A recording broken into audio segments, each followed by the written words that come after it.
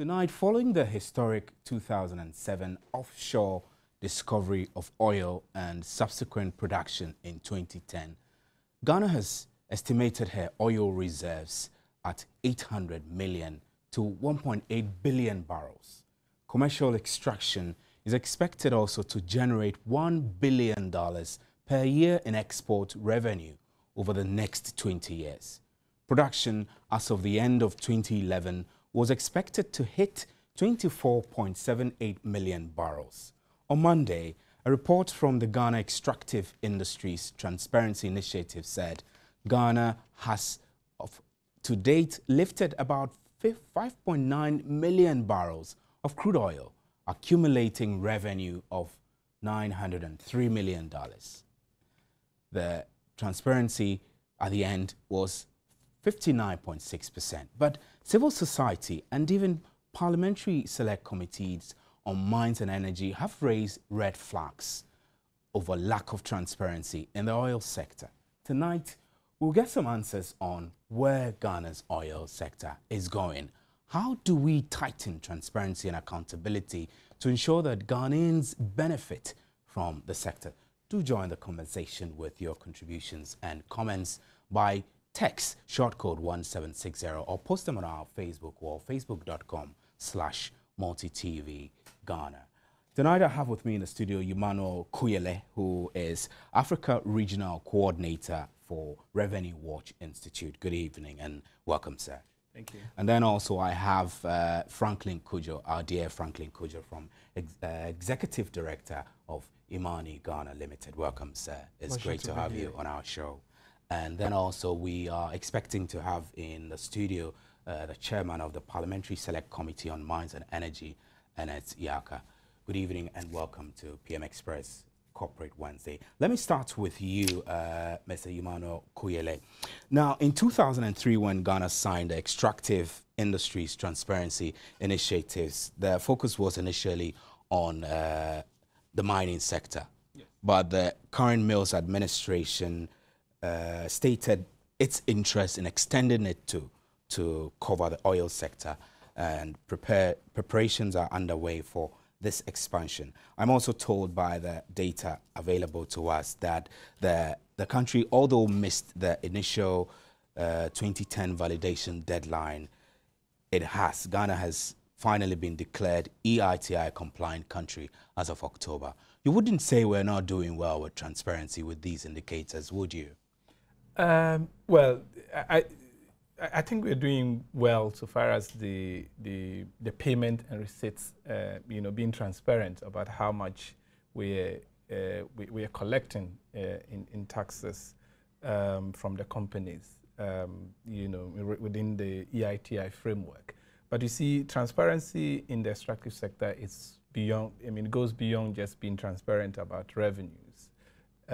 We are talking about transparency about the processes leading to award of contracts and the kind of contracts that you award, and then transparency about how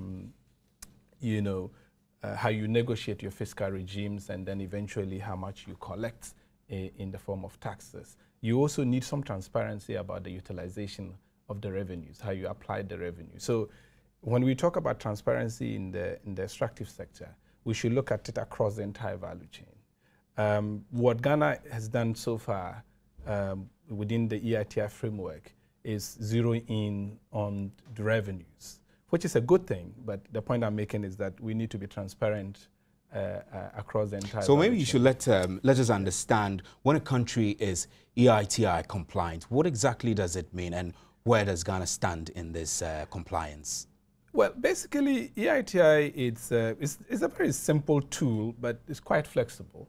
After all we have raised all the issues about the opacity in the way the extractive sector is managed, the potential it has, but also the chaos in the sector in terms of the corruption in the sector and how the sector is not, in most African countries, is not linked to the entire economy and sits somewhere just at a little enclave. It doesn't generate enough employment, and except for very few employment, and then has a lot of social and environmental issues.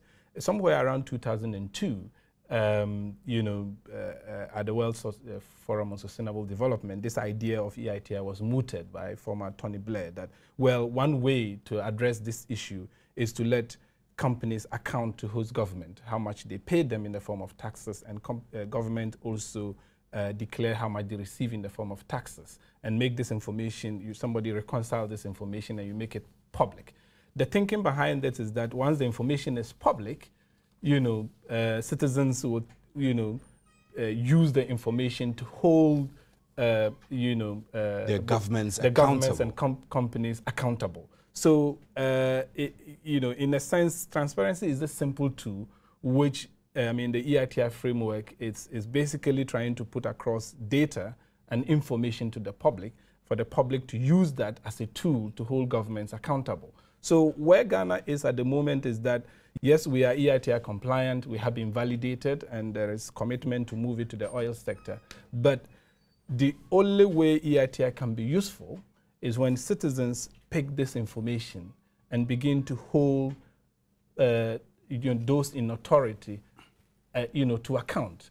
So EITI is basically this simple transparency tool that needs to be used to further accountability. And it is only when accountability is dealt with in terms of how you apply revenues and so on, then you can say that you are getting value for money from the sector. So there is that bit that needs to be worked on by basically citizens picking the EITI reports. I don't know how many people have looked into the EITI report since their publication in 2004 till date, and to look at the figures, so far it's been on the mining sector, just to know what are the companies saying they are paying, what are they paying, how much are they paying, and what's the government using the money for. So that's the little bit that EITI is contributing to this bigger picture of transparency across the entire value chain. But as I said, there's a bigger issues to address in the context of Ghana.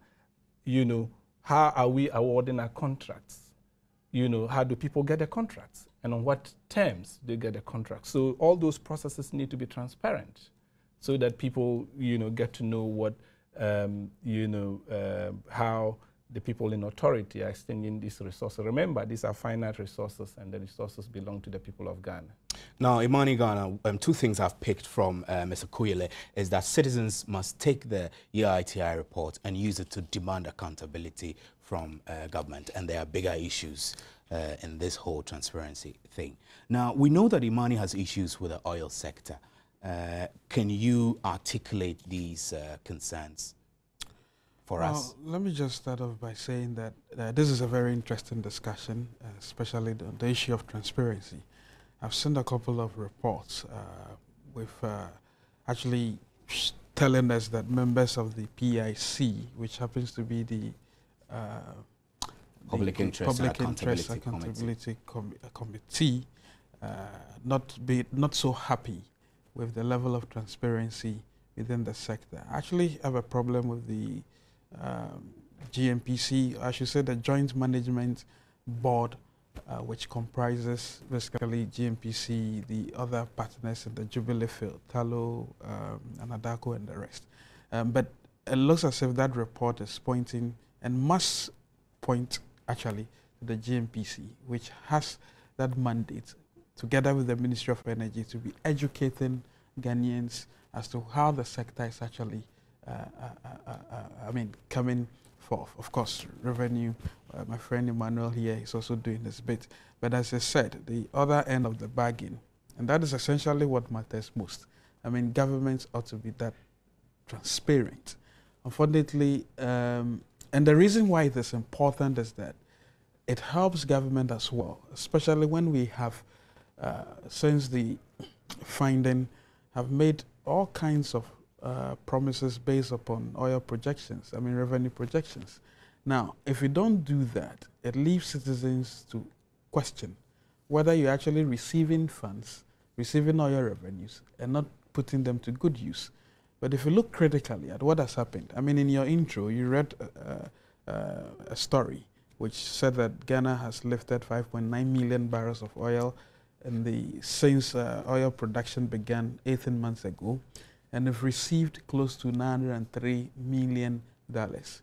Now, seriously speaking, this is miseducation, because if you look carefully, even on the face of it, I mean, assuming you were doing simple arithmetic, 903 million divided by 5.9 million barrels, that works to about $158 per barrel.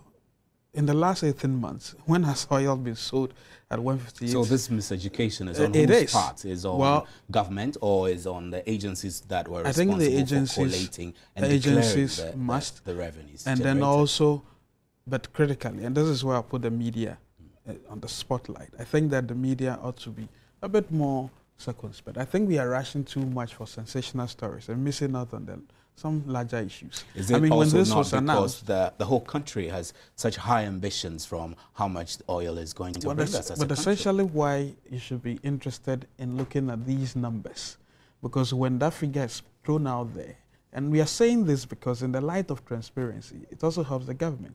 I mean, if you look carefully, we are not too sure that, in fact, it clearly shows that we've received close to about $520 million thereabouts. So it's not really 903.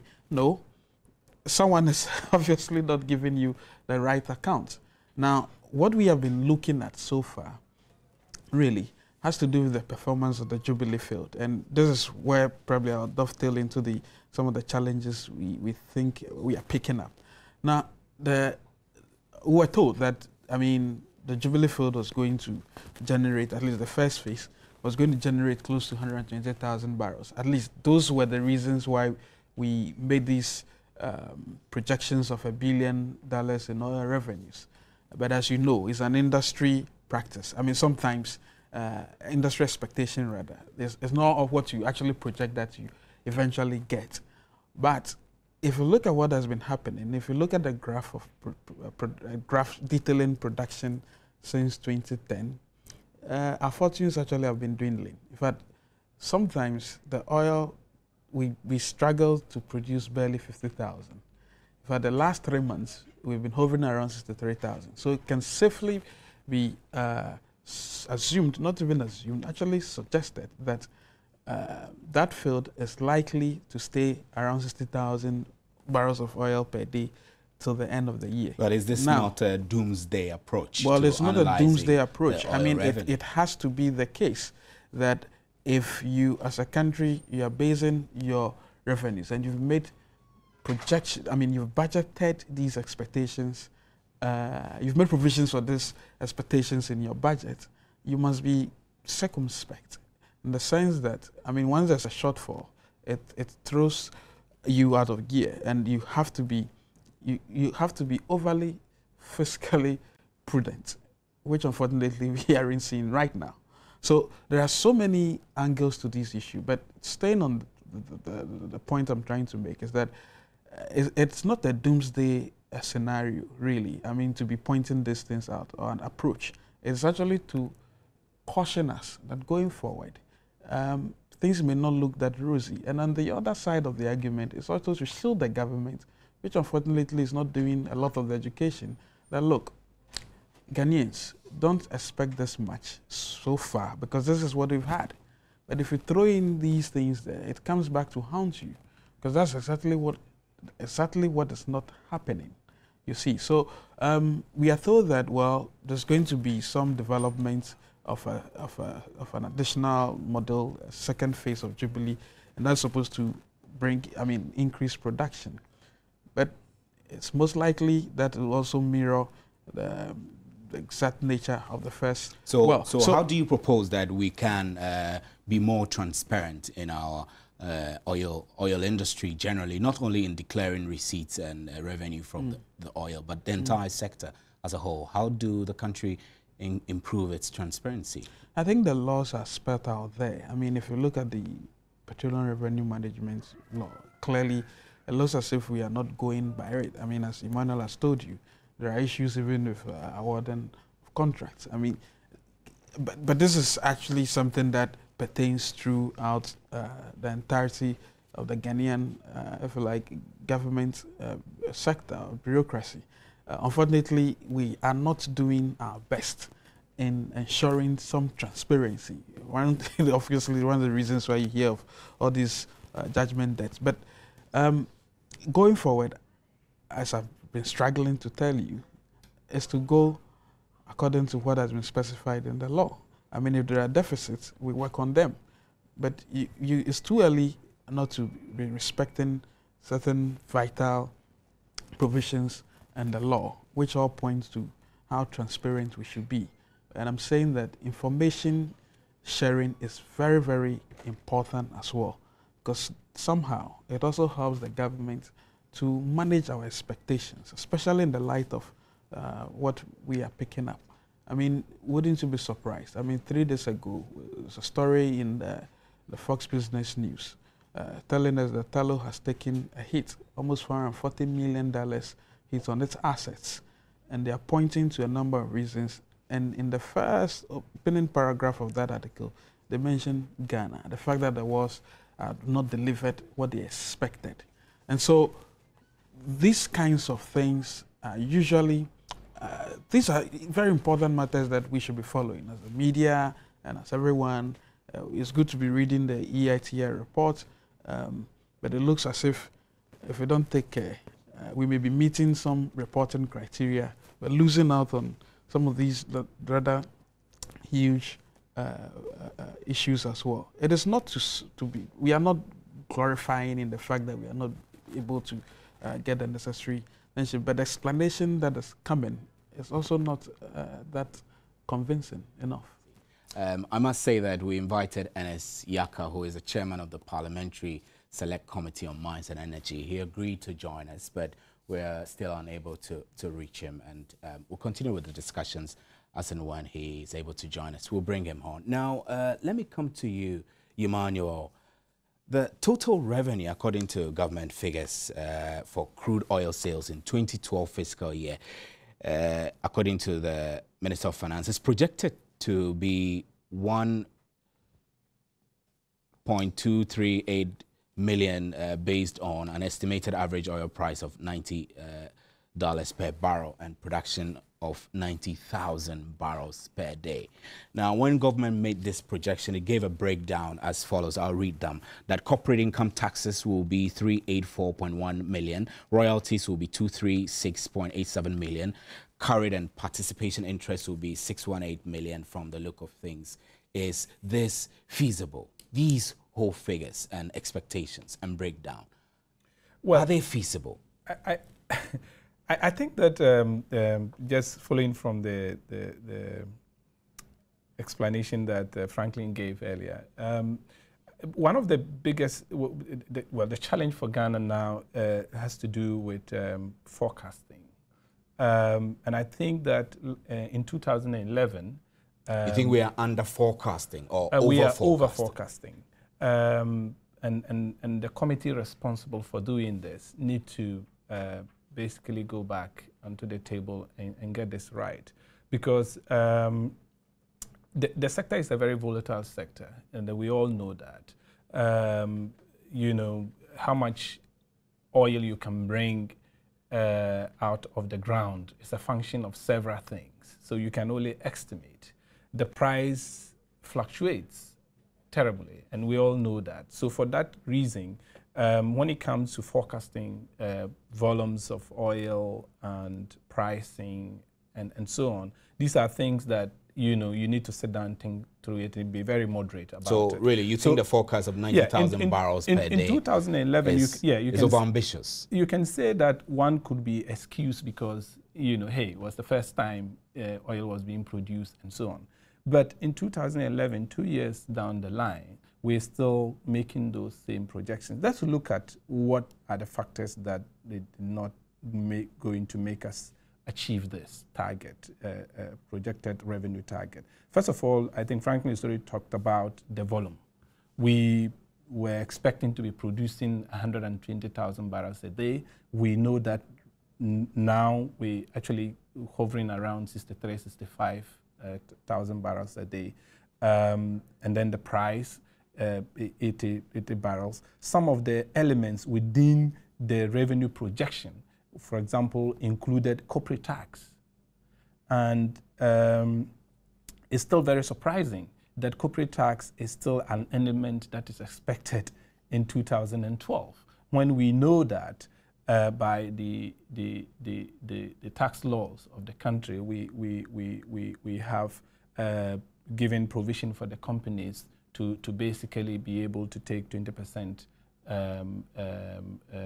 of the capital investments that they make. And then if you look at the total cost involved, there is no way that we should be expecting that they will pay corporate tax in 2012. And yet, this element is in the formula. So if you look at it, you will see that apart from the royalty rate, which government expected, you look at the projections that you gave and look at the reality, which is what the Ministry of Finance published, I think, on the 27th of June. The reality is that we're nowhere near those figures. Corporate tax is zero. Some very interesting things, and you know. But how was it possible for government to overestimate its projections? I don't think that we don't have the people at the GRA or the Ministry of Finance to do this.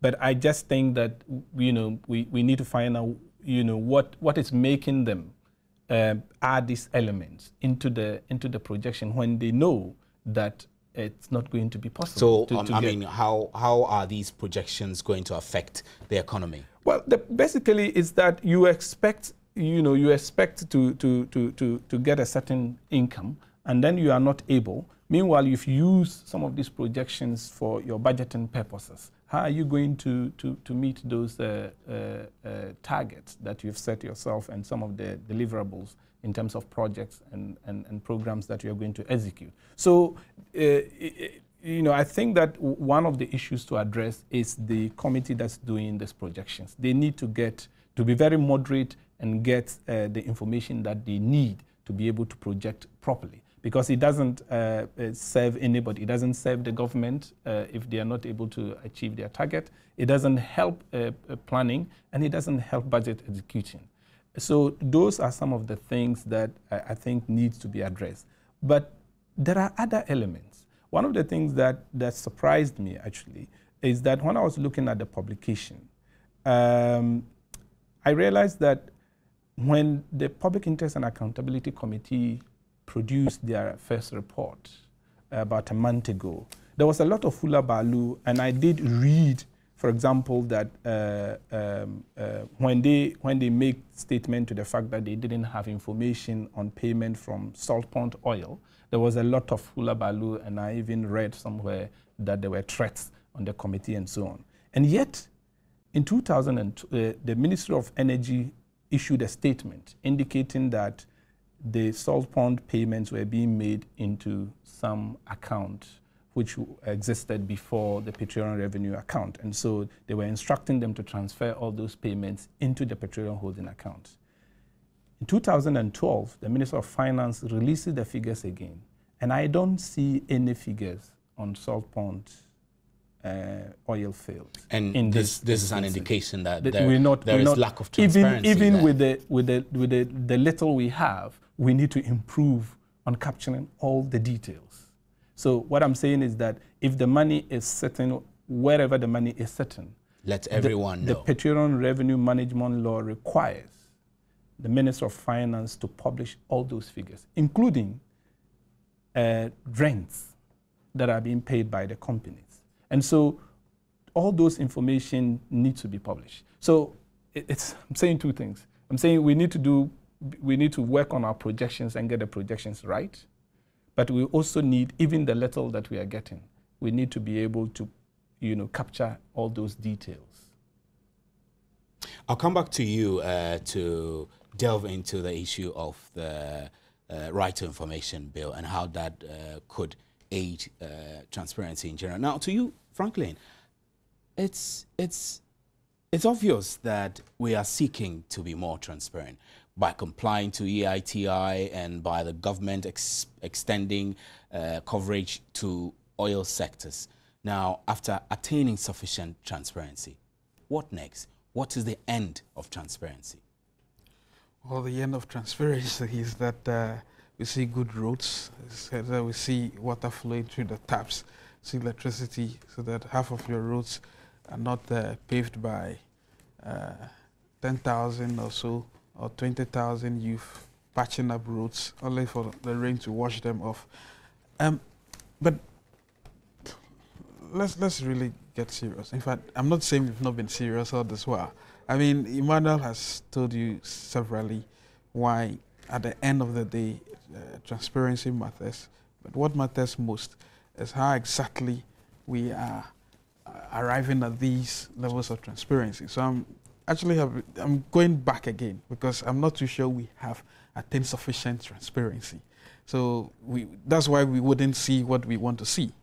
If a country has infrastructure deficit, as we are told, in the region of $10 billion, this is the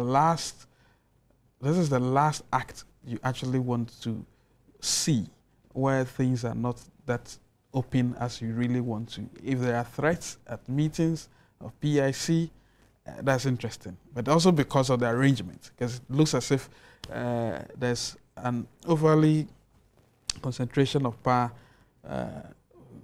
I mean, it's not really balanced. That's the point I'm trying to say. I mean, you have only one representative from civil society.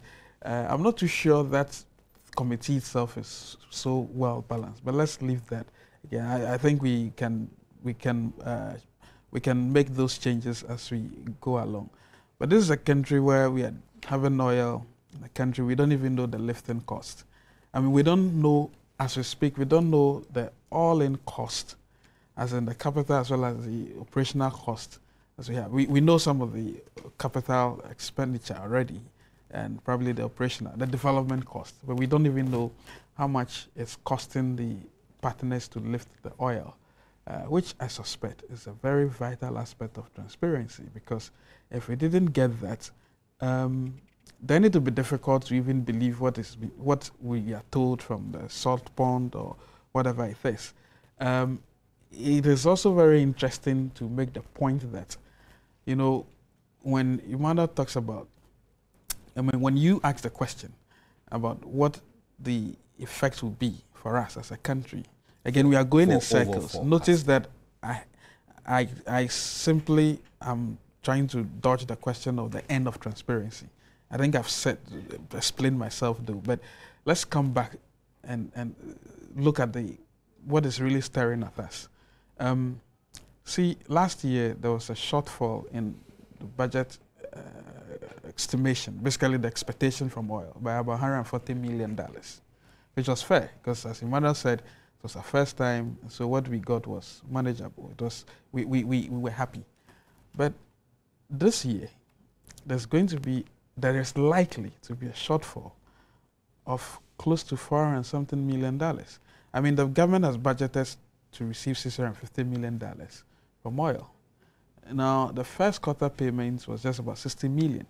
And given the way the field is operating, and there are no indicators on how to plug the effect. No, well, given the way the production levels are behaving, it is most likely it's going to be around $240 million, which may be quite lower than what we had even in 2011.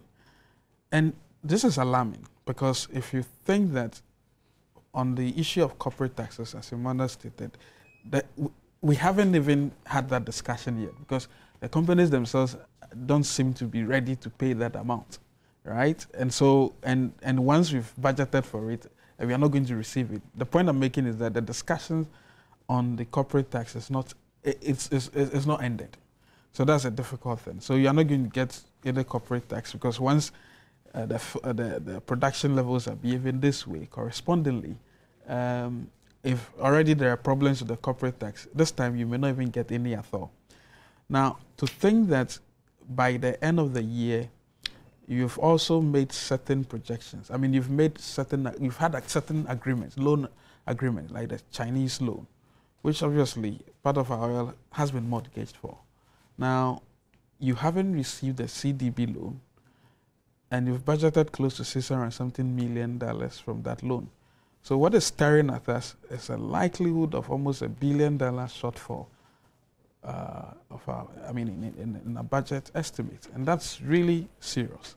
These are things we need to be really looking at. So clearly, the question as to the end of transparency, as I've already stated, is when you see the goods being delivered. But currently, as we speak, there isn't enough of it. And the argument is that where do you go to? I mean, the question rather is that where do you go to? As Emmanuel has pointed out, there's a joint management board comprising GMPC and all those other partners who have to be telling us probably on a daily basis what actually is happening. You know, I mean, without that, what else can we do? I mean, even if there was the right to information and the person is not willing to give you, you can go to court. I hear all these kinds of arguments, but I think there must be some moral switching, really. And with this moral switch. And so, I mean, how would you recommend that we improve monitoring of the oil industry to make transparency better? Civil society obviously have to be very interested in what is happening, and I think evidently they are living up to the bill. And the government side, our representatives also have to come forth with information, and of course the media. I think the media matters here a lot. I mean, if the media could be ferried, point I was going to put to if the media Emmanuel, could be ferried in the to absence Singapore, of right to information, there are limitations to how much information but you should individuals, citizens could get from government on a resource like oil. Well, you can work you can work in reverse. I mean, how do we get our information? There are experts' opinions on the industry. That's how we receive information. We look at what is being reported outside. It also helps. And I think that's the way really to go. Because the point is that if you go on that trajectory and you're able to fish for information, which I expect the media should be doing, and you put out information there and the government feels that, no, this is not true, then they'll respond. Look, 2 days ago I was on the sister station and we made some of these revelations. We were told that that evening the ministry was going to respond to our alert. Well, it's almost a day and 2 now. We've not heard anything. But for me, the reaction, I thought it was a good exercise because somehow you are boxing the politician into the corner to come up with information. That's the only thing we can do right now. In the light of the fact that there is a deficit with structures to get the right information. Now, quickly to you, Emmanuel, countries that make money out of oil most have their own refineries. You think that if we have a refinery, for instance, it will help improve our revenue generation? Well, yes and no. We have a refinery, but you've got to understand that once the oil is produced, the partners left their portion of the oil, and the government of Ghana, and in Ghana's particular case, GMPC is the one lifting on behalf of the government of Ghana. You've got to decide whether you want to sell it or you want to refine it locally. There is a cost to that and how efficient you're going to be able to refine. So far, the oil is being exported. I've heard that there are suggestions to refine some of it, but does the Tema oil refinery have the capacity? Well, those are some of the the refinery I've heard also said that they've done some retooling. They are more than capable to refine, but it's not just a question of just refine. I mean, you need to be able to do the cost-benefit analysis to see whether if you refine, how efficient is the refinery to be able to make sure that at the end of the day you are better off than just selling. But of course there are benefits to refining locally. But I think that if you are looking at maximizing benefits as a country, refinery is just one. There are several other options that you need to look at and see which option will give you the better which of the options is better. And in the case of Ghana, I know that we haven't spoken about the gas sector, for example. that is definitely one area in which if we were to do the investment well and make sure that we are able to bring the gas on stream, you know, we could even be benefiting more from the gas than the oil at the moment. I just wanted to go back a little and, you know, just touch on the question that you asked about, you know, where is all this information and transparency. Emmanuel Locha Apete writes that Ghana was expected to hit 24 million plus by end of 2011, but we only have about 5 million at as of 2012. But the irony is that in the matter is that those in affairs of our country have businesses which are doing pretty well.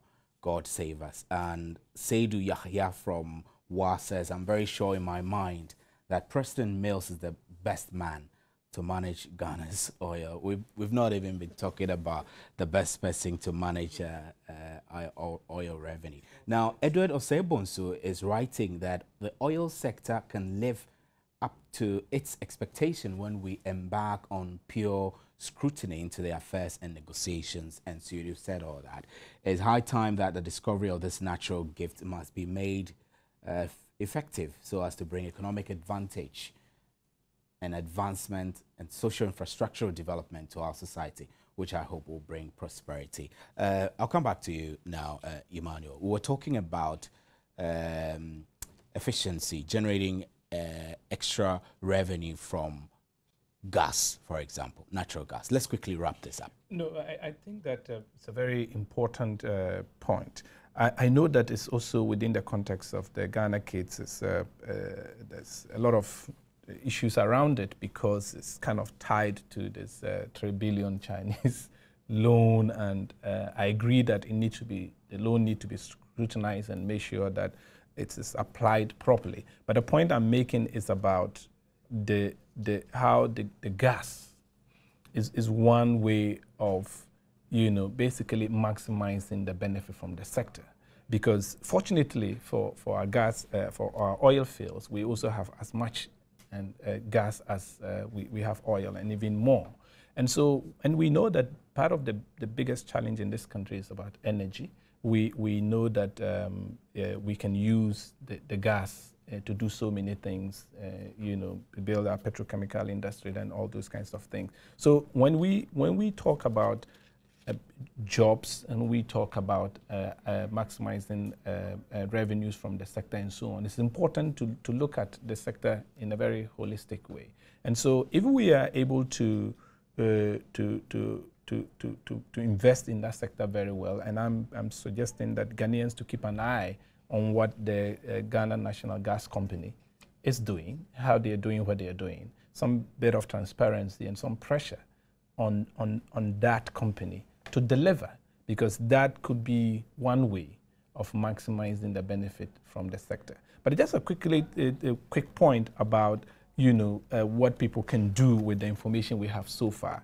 I mean, Franklin made a good point about transparency should lead us into good roads, good infrastructure, and so on.